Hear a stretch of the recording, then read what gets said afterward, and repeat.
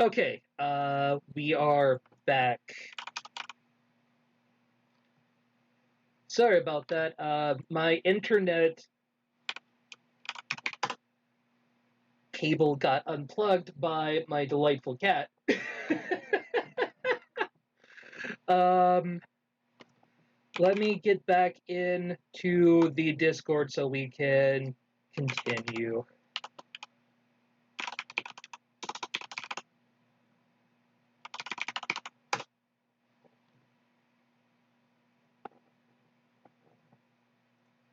Oh, that's annoying. Hello.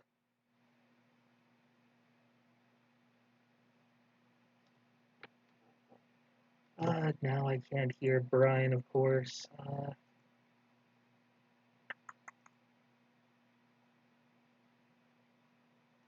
Output device. Text audio. Hey, Brian, can you hear me? I can hear you. Can you hear me? Yes, okay. Okay. So Cool. suddenly all of my windows froze, and my computer was like, hey, we can't find your Ethernet connection. And I looked over, and Sans was playing with the router, or the bridge in my room. So, Lovely. You yeah. know what's funny though? The Hmm? stream never stopped. The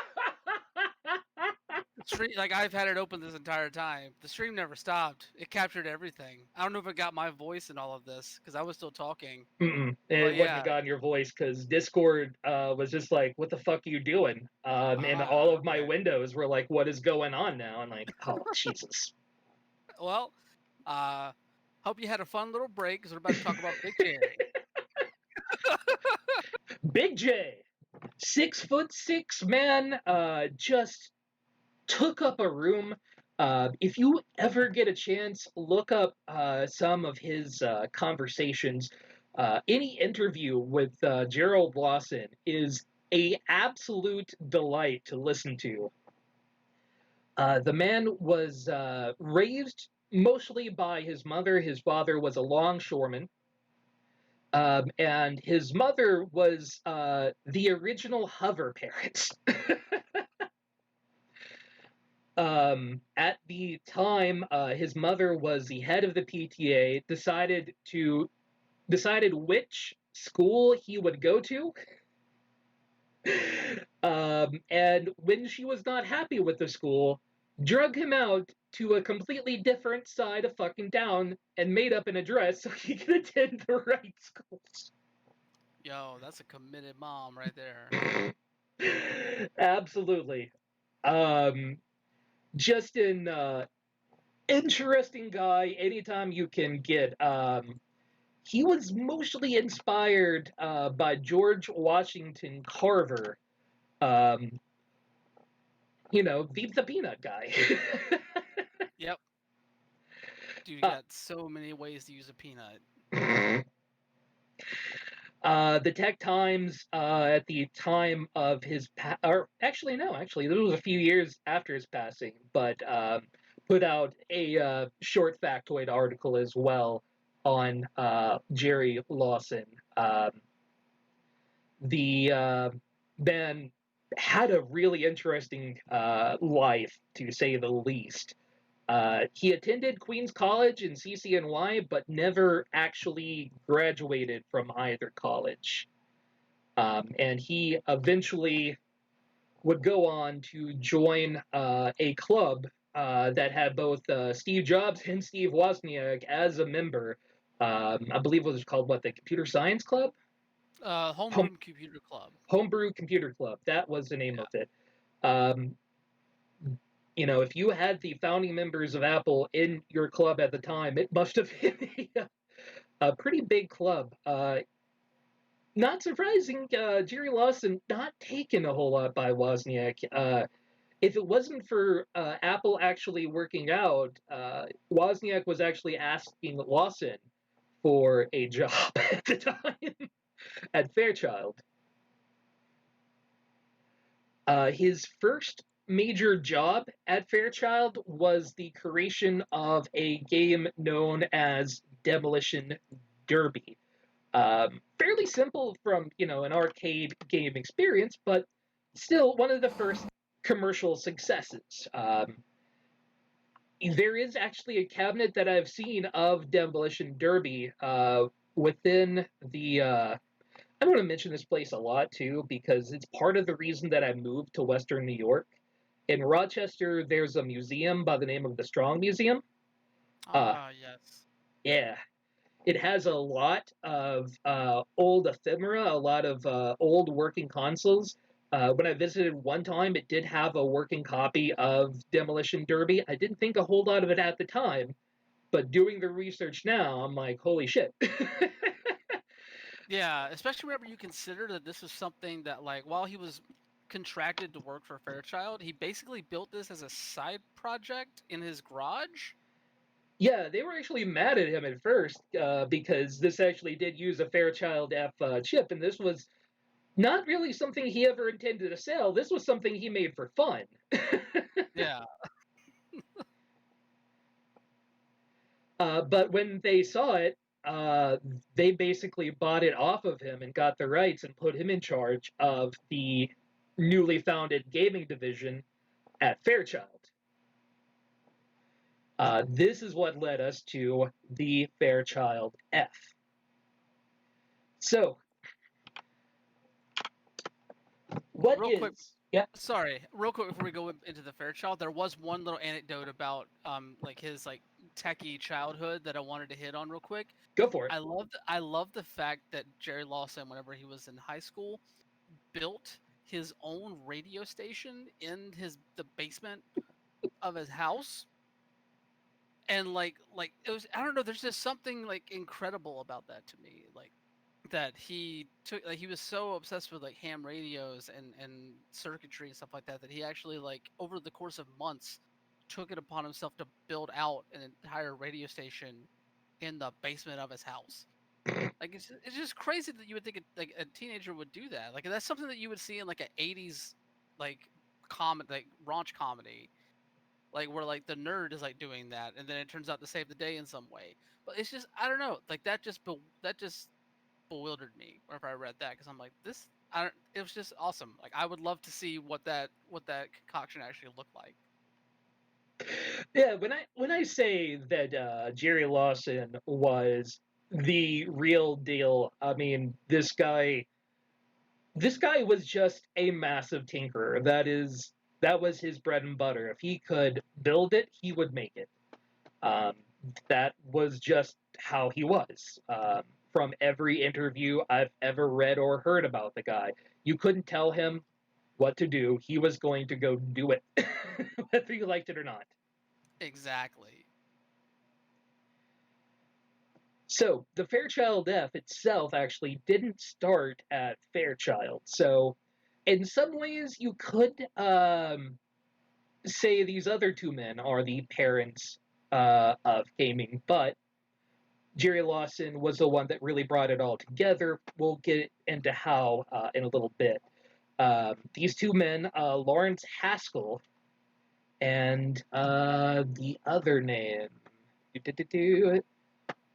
Wallace Kirshner, that's right, were working at Alpax Computer Company at the time, and they were the ones that originally came up with the idea for this console, something that would be user friendly, easy to use, but also powerful by at least the idea of what was powerful in 1972.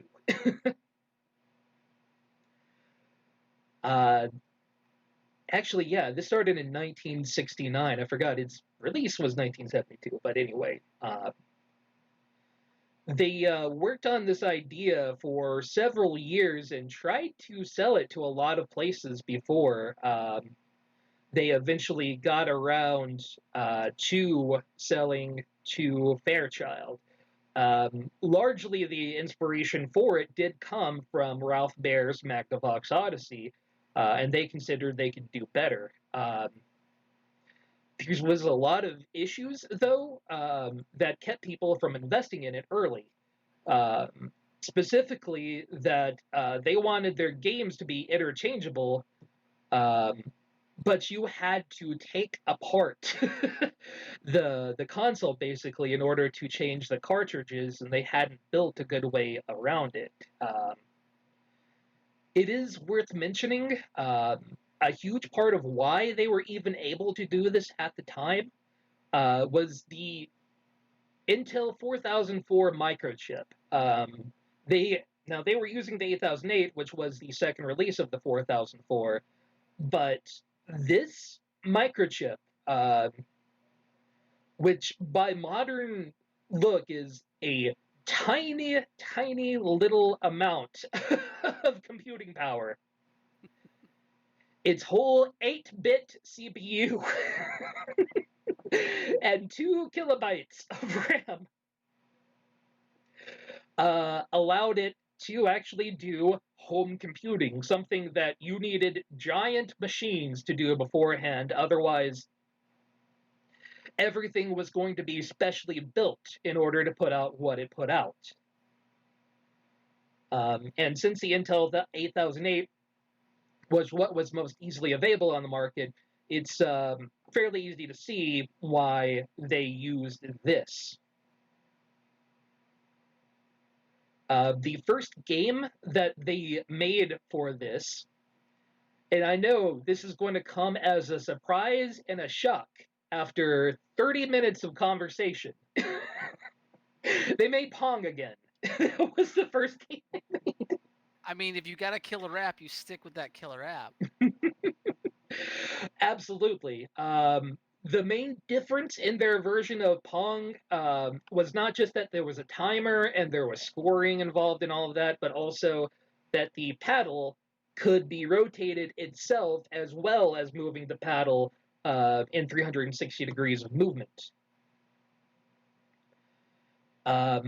There were just so many problems moving into it, and that is where Jerry Lawson really came in and shined at that point. They sold this idea to Fairchild at this time, and Jerry Lawson was very interested. He didn't really have a team per se in order to work on this, but he was taken with the idea, especially because you could have AI with this. There was so much you could do that he could not do before. So they eventually came to him and, hey, John, how's it going? They formed their own team without Fairchild knowing that they were doing it. Lawson basically walked around the company, picked up other engineers, and said, "Hey, come along, you're working for me now." When the brass of the company one day walked in and was like, "What are all these people doing here?" Jay's like, "Oh yeah, they've always been working here. What are you talking about? These are my guys, right?" Which just goes to tell you the kind of man Jerry Lawson was. He was practical and he was going to do it his way. He was the one that came up with the idea of the socketed cartridge instead, with the inserts that would be able to slide in and out. His idea for it was based off of the 8-track at the time, how you would slide it in and a machine would do all of the stripping for you within the machine. And that was what was able to overcome this with a 25-pin connector that would connect the box with the socket. Something that previous to this was really unthinkable because any connector before that was prior built, you had to have a technician to take this shit apart and put it back together again. But this is why I would argue the Fairchild F, rather than the Magnavox Odyssey, is your first true commercial video game console. Specifically because there is actual programming And unlike all of the Pong consoles, you could change that programming with a cartridge that would allow you to decide what the actual programming would be. Um, you could even add additional memory on board the cartridge to expand the console, making it a truly expandable system that you could do virtually anything with. That's crazy to think about, considering how revolutionary the expansion pack was looked at during the N64's run. You know, like up until then, like you never really thought about a console having expandable memory in that way. Yeah, I mean, I remember when Nintendo first was like, "Yeah, we're expanding our memory with Star Fox 64 with what was it, the F chip or something on that? I forget the name of Yeah, it. yeah. The But FX chip, that's what it the was. FX chip, that's it. And they were like, "This is a huge idea," but it was there with the Fairchild F originally. One of the other largest problems the SNES FX chip, thanks, John Borg. One of the biggest problems, and one that thankfully Nolan Bushnell was able to help Jerry Lawson out with. Jerry Lawson photoed here. I don't think we've actually seen a picture of the man so far. Big chair. Absolutely. Uh, was that the FCC did not want you to be able to transmit electronic data, even if you're talking about a few, micrometers of length for that transmission. One of his quotes here from a discussion interview he had, the FCC, oh boy, it cost at that point $1,000, and the spec they had was 1 microvolt per meter of spurious signals you couldn't overcome. And if you had any more than that, you were in trouble. The problem was Texas Instrument years later couldn't make that spec. So guess what they did? They lobbied and got them to change the law. I was so mad I couldn't see straight because that was what kept happening and kept a lot of people from jumping into the market, including RCA. A lot of them just could not pass that test.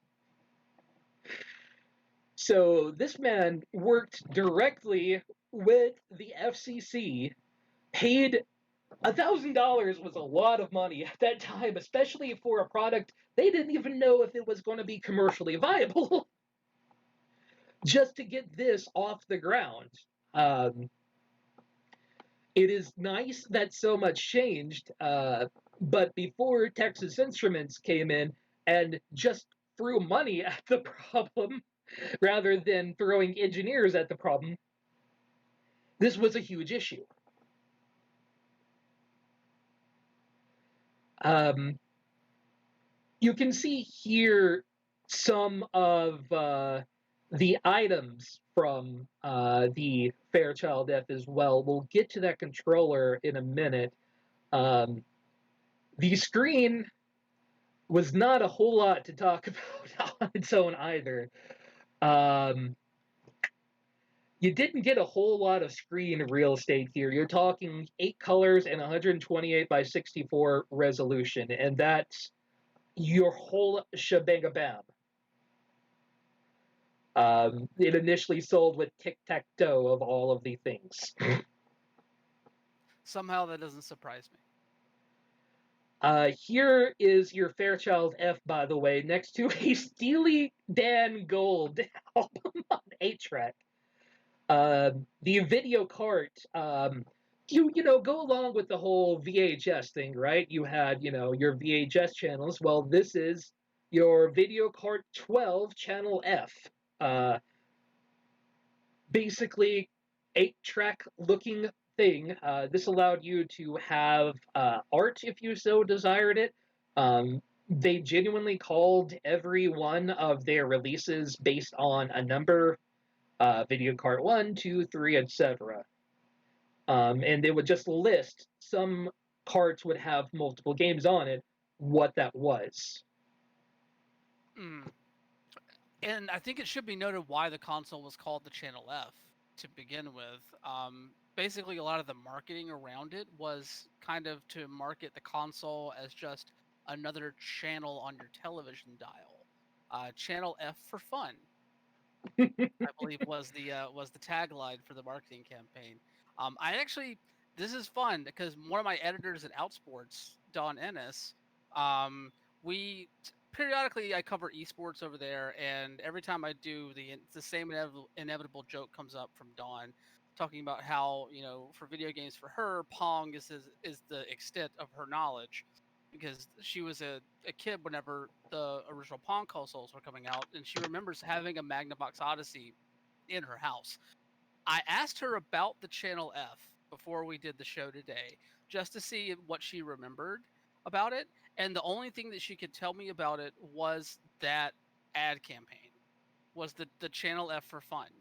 That was the last, because like apparently, like for her, no one um that she knew growing up had one. It was like the Odyssey, and then of course Coleco, and the Mhm. Intellivision, and then of course the thing that ultimately did end the Channel F that we'll get to here in a little bit, the 2600.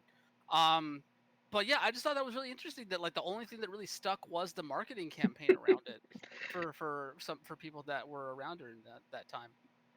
It doesn't really surprise me terribly. The Fairchild F was not exactly a darling on release, and we'll get a little bit more into the whys as we go. Um, Definitely. yeah. Now, if you ever had a tape recorder or an 8-track recorder from the 70s, I had one that was my father's. They all looked like this. That is what you got. And this is the best review I think I've ever found of the original Fairchild F. Now, this is the British release, in case you're wondering about the difference in branding, but it's essentially the same bad boy here that he's showcasing. Um, the controller is especially interesting there on the back, and it is built into the console. It is basically an arcade stick, but it does not just have your 360-degree movement in that little grip. You can also, as you can see, swivel it, pull it in, or pull it out, or push it in. So that functioned as your initial buttons when the game would launch. Your push and pull can function as buttons. And that swivel was there because of the fact that the Pong clone that was on the Fairchild F had that rotation to the actual Pong paddle itself. That is, it is such a weirdly fascinating controller to see, and it's kind of revolutionary, honestly, because this is a lot like the DualShock analog when you think about it, really, that it not only functions as a button, it doesn't just rotate, but based upon how you move it, can move in different forms and formats. So, yet again, you had a relatively huge innovation in this. And when you look at this controller next to shit like the Odyssey or the ColecoVision with those giant, weird controllers that, they didn't have a standard yet, this was novel and intuitive.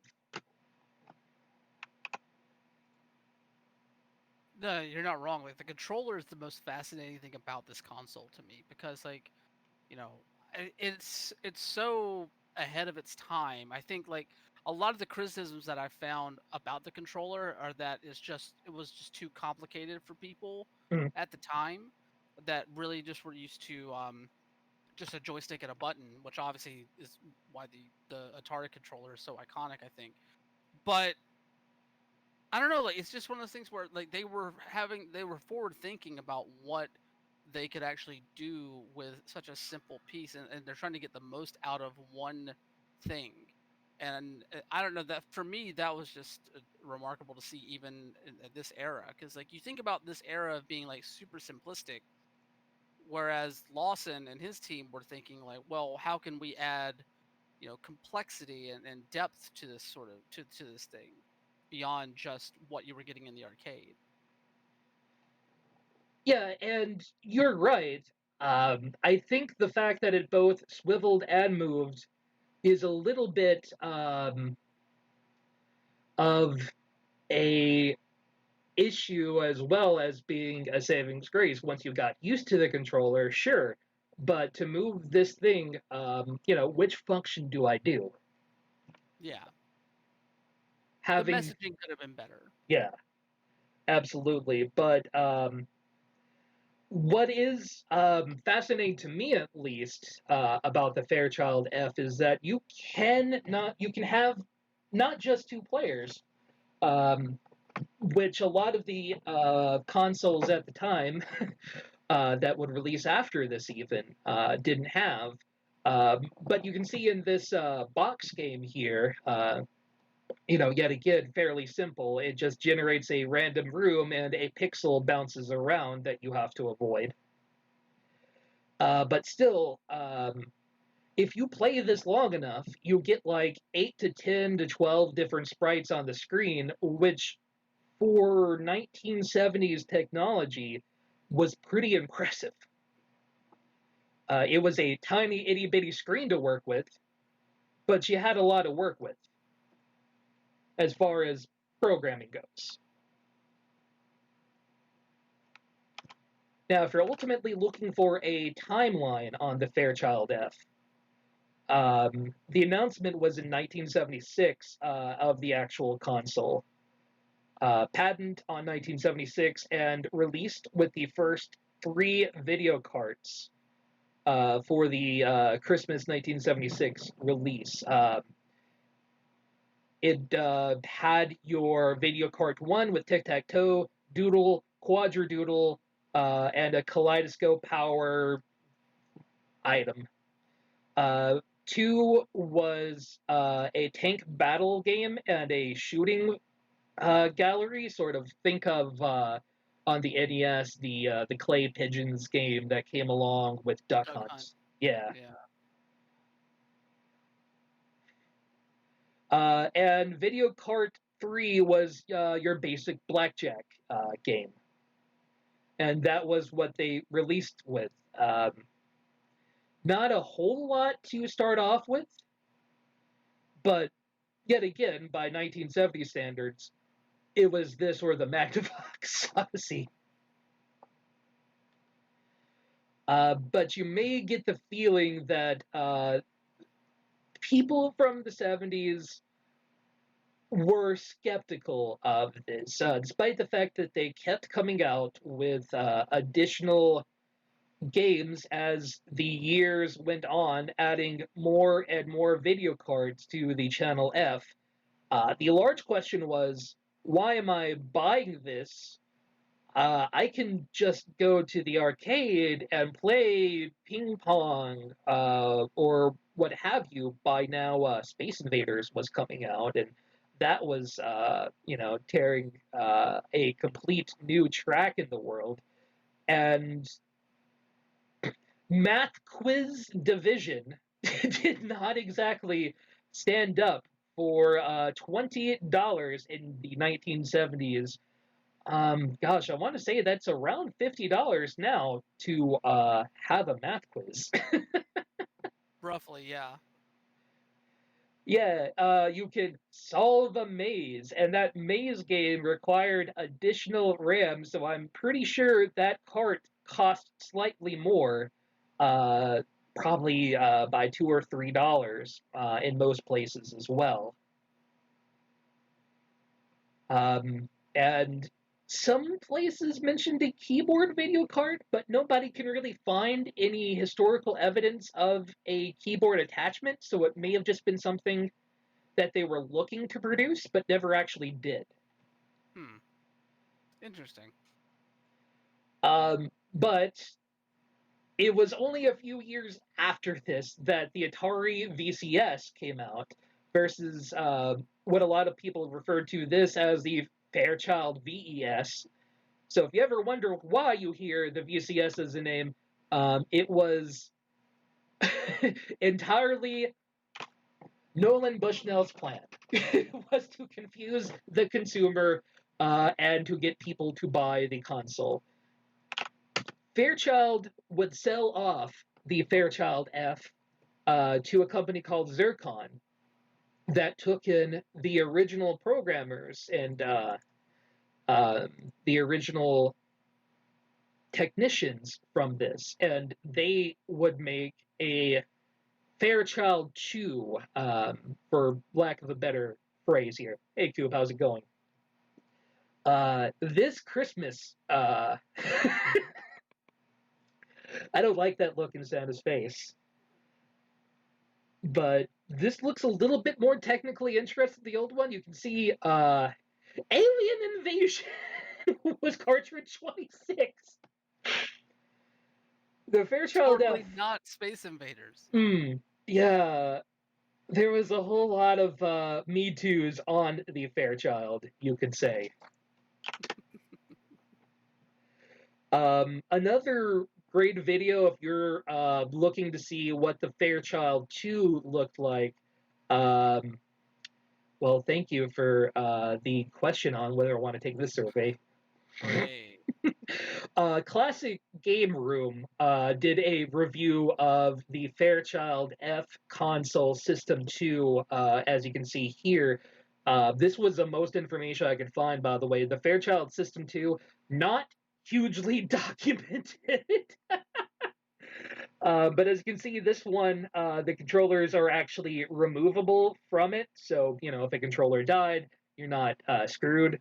You have that nice little eject button.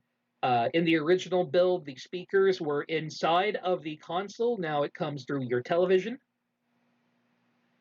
And you could integrate additional SRAM on it. As mentioned before, the chess game and maze game both required that. There was a whole lot of tinkering to get this video out for the Fairchild F as well. Just the connector was a little bit wonky to hold up to FCC regulations. So by the time the Atari 2600 released, they were not seen as a real competitor at that time and got their launch destroyed. Zircon was not able to save the Faircon, and the crash of 1983 sadly destroyed everything, including the Fairchild System 2. Yeah, and honestly, to my knowledge, Lawson had already moved on from Fairchild at the point that the System 2 was released, forming his own company. Yeah, so the System 2 was entirely the work of Zircon.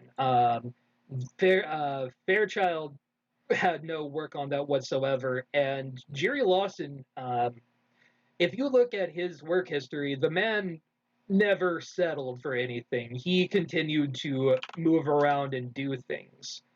The first thing that he did after the Fairchild F, you could call it a success in some ways, not a success in others.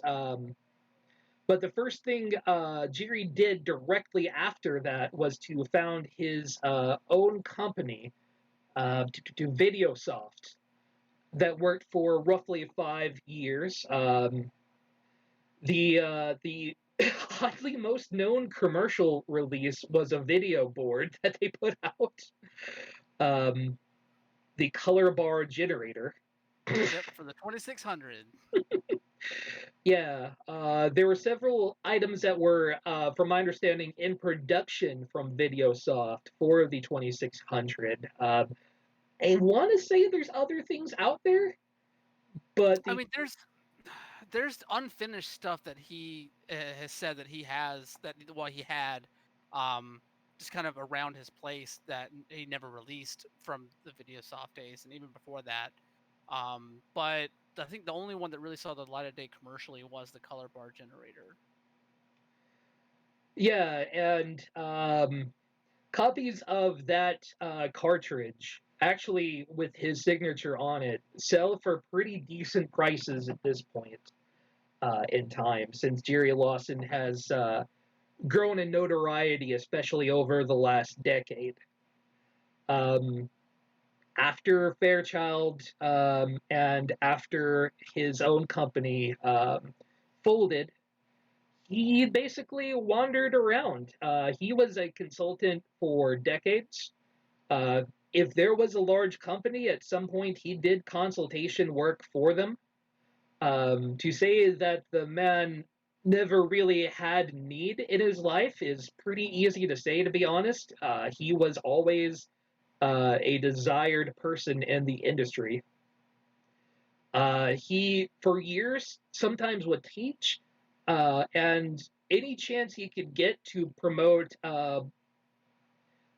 STEM for Black children, especially, he was a huge advocator through that throughout his entire life. His son was a dual major from both colleges, Morehouse and Georgia Tech, which is insane. Mind-boggling that you could juggle that. Wow. Yeah, and his daughter was an athlete, and from anything I can tell from any of his discussions, any interview he had a pretty decent life. He just did what he wanted to do and tinkered throughout 30 years worth of working in the industry. In 2004, he came down with diabetes and lost an eye and a leg to it. So, in a lot of later interviews, you will usually see him in a wheelchair, but he was still the same lively man in those interviews that he was in any other interview. Definitely. And, I think while his name wasn't really spoken much from 84 whenever Videosoft closed to, recent until like this recent resurgence in around like 2011, I'd say. Um, Dude left a legacy that people have been rediscovering since he kind of came back on the scene in terms of like being celebrated in 2011. Yeah, it the late 2000 decade, whatever you want to call it, was when people started picking back up on hey, wait, you worked on the Fairchild F? Up until 2011, he was honored by the Independent Game Award for his work in the industry and creating what you could consider really the first commercially viable console. While he worked with other people on it, clearly it wouldn't have come together without his vision. It's sort of like saying, well, Steve Jobs never really made an Apple product, but uh, a lot of his ideas and visions went into it. And the Fairchild F wasn't commercially a flop. It just kind of never hit the cultural zeitgeist. No, it came out at the exact inopportune time. Exactly. And often being a revolutionary does not come away with everything that should come with it. That Seth, is very true. sadly, it was only a few months after he got his first industry award that he passed in 2011. And in 2019, he was also given an award by the Independent Game Festival for his work in the industry. Yeah. There's also been a couple of things named in his honor after his legacy kind of was rediscovered. GDC, they have an award now put forth by the IGDA called the Jerry A. Lawson Award for Achievement in Game Development, and that was given out for the first time last year at GDC. Mm. And then also, Microsoft has a Jerry Lawson grant for career development where they bring video game developers who are black or of African descent and kind of give them pay their way to GDC and set them up with like speaking with people within the industry, kind of helping to empower and push um, black creativity within the video game sphere. Yeah, it is rare in the 70s to see a black engineer, much less one involved in the entertainment industry, such as Jerry Lawson. Um, and for this man to have been such a huge landmark on development just in general, there's so much that would not have existed without him. Atari took a lot of their steps from what he did with the Fairchild F. Um, while I would argue that the 2600 ultimately was a better console overall, they came out 2 years after the fact. I think it was 1 year actually, um, but after the Fairchild F. Mm-hmm. Yeah, But yeah, if I will say again, if you ever get a chance to listen to an interview by, interview with Jerry Lawson, clearly that's not any of our property, so we're not going to reproduce somebody else's property here on this podcast. But yeah, go out and give it a listen if you want to hear what it was like, in the 70s. To work the field that he did, not just as a just huge fucking nerd, uh, but a black man in a largely white industry. I don't think anyone that worked with him at the time was anyone of POC designation. So uh, a lot of eyes were constantly on him through his life, which was a double-edged sword. He always had to produce harder than anybody else, and I think that showed through his work and legacy. definitely, definitely. Is a guy that it's a shame that there were so many years where he wasn't on the tip of a lot of people's tongues, and I'm just glad that he had a chance to kind of experience that resurgence and that celebratory response from the industry before he passed. Because all too often, people that are forgotten don't have that reclamation project Mhm. at near the end, and usually comes after they're gone. And it's just really glad to see that he got the recognition that he deserved. Yeah, it's the Tesla versus the Edison argument, right? It's Nolan Bushnell could really be seen as the Edison of his time, sure, but you had your Teslas out there also working hard to develop things that weren't given the spotlight that they should have at their time. Hmm. Definitely. All right. I think that covers the history of Jerry Lawson and the Fairchild F.